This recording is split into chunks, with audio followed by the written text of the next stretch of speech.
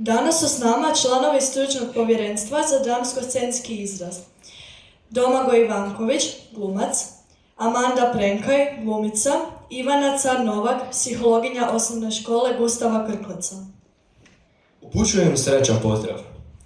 Pozdravljamo i ravnateljicu osnovne škole Gustava Krkleca, gospođu Mariju Luković, i molimo je da nam se obrati s nekoliko mudrih riječi.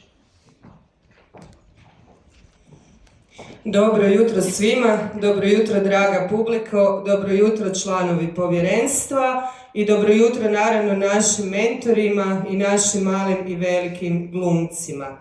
Pa ja molim jednim velikim pljeskom da ih sve zajedno pozdravite, a posebno članove našega isto tako prosudbenog povjerenstva, Amandu, Domagoja i Ivanu. Pa evo pljesak podrške za sve njih.